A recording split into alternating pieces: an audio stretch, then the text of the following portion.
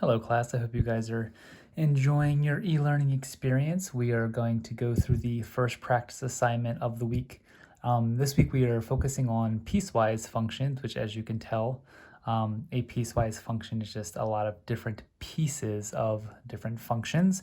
So for example, if we just look at question number 3, we can see that we have part of a parabola, which is a quadratic function, and it looks like we have two pieces of two different linear functions. So the tricky part about piecewise functions is their domain restrictions. If you remember, a domain is all of the x values, how far left and how far right the graph goes. So if you notice here, when we're given these different equations here, if you can tell f of x equals a negative x plus 3 and f of x equals a 3x plus 1, that is two separate linear equations.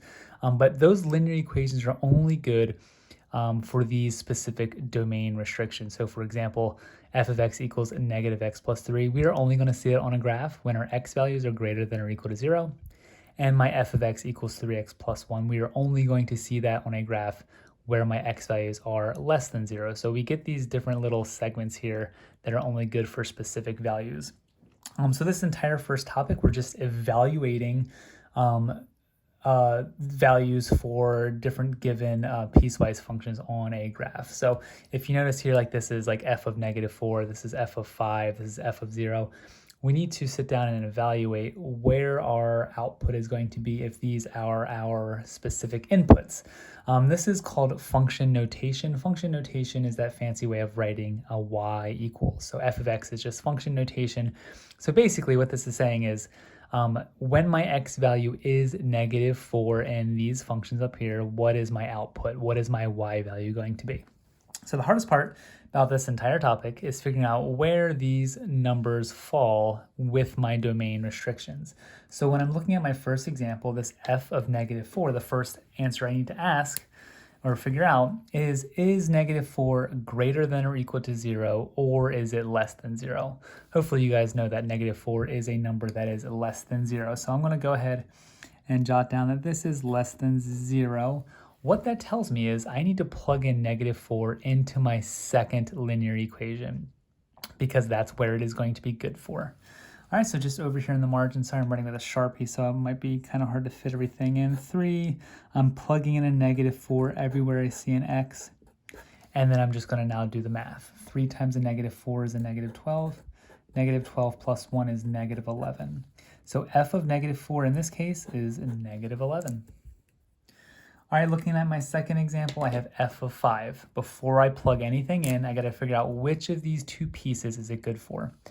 All right, so is 5 greater than or equal to 0, or is it less than 0? Hopefully you know that 5 is greater than or equal to 0. So now I'm just plugging 5 into my top equation, but be very careful. There's a negative sign here. Remember, this number only replaces the x. So when you plug it in, I'm going to do it right up here. I have negative 5 plus 3. All right, a negative 1 times 5 is a negative 5. I'm just going to write it right up here. Negative 5 plus 3 is a negative 2. All right, so my output is a negative 2 for that value. All right, last example here, we have 0. All right, so before I plug anything in, check to see which equation it's going to be good for. Is 0 greater than or equal to 0, or is 0 less than 0? So hopefully you guys agree with me that 0 is 0, so it has to go fit into the top one. 0 is greater than or equal to 0. So once again, I'm plugging it into that top equation.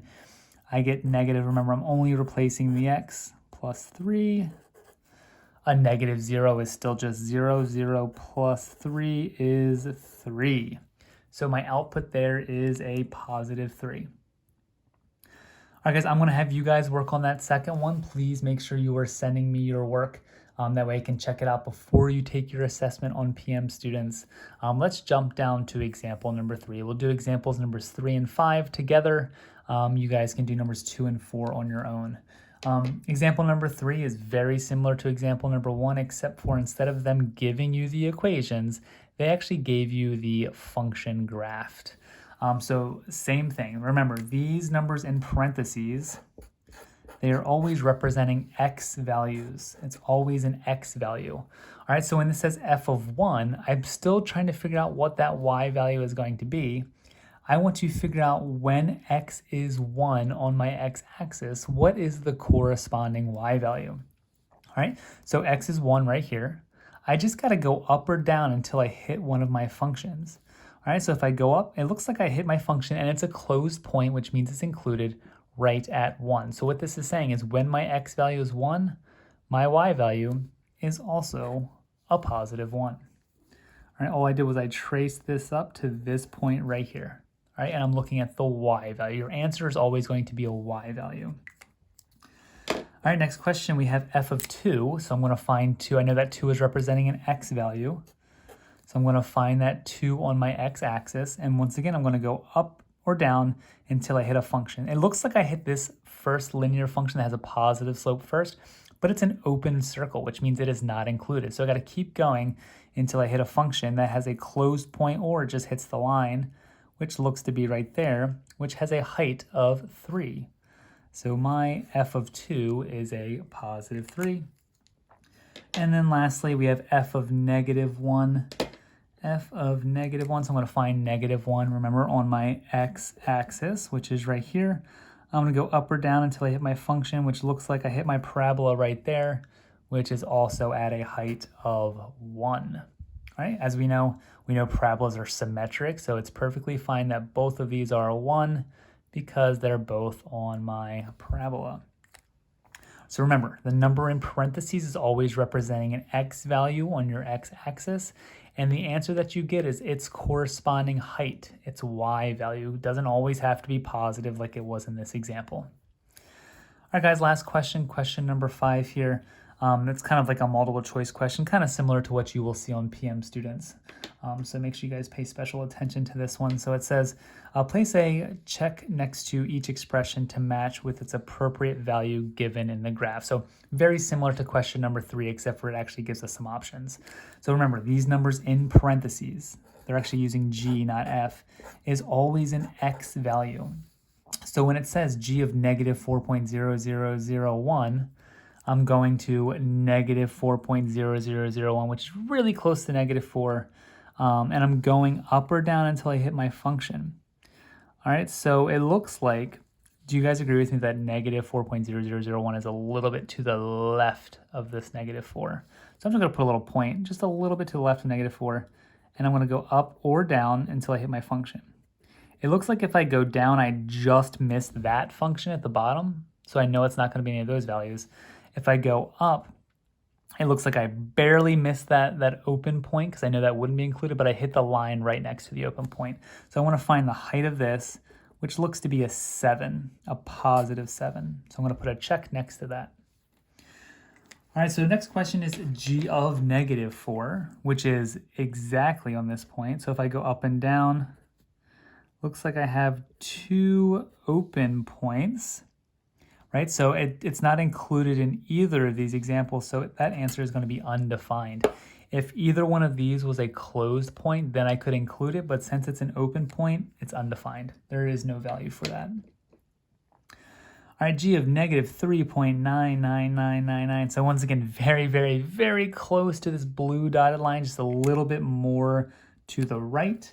Let me find a different color sharpie here. One second. And we'll go lime green. So once again, very, very, very close to this.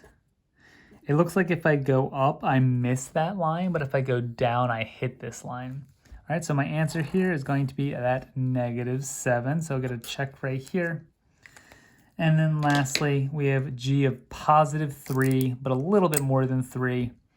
So a little bit more than 3. Go up or down. It looks like you hit this top line, which gives us a value of a positive 4. So once again, a little confusing just because there's so many different hyphenated lines here.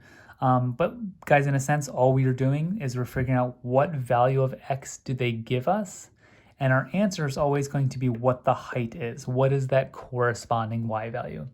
Make sure you guys view that first video given to you by the county multiple times. Guys, this is a new topic. Just viewing it one time is not going to really sink in. So make sure you guys take the time and really focus on that first video.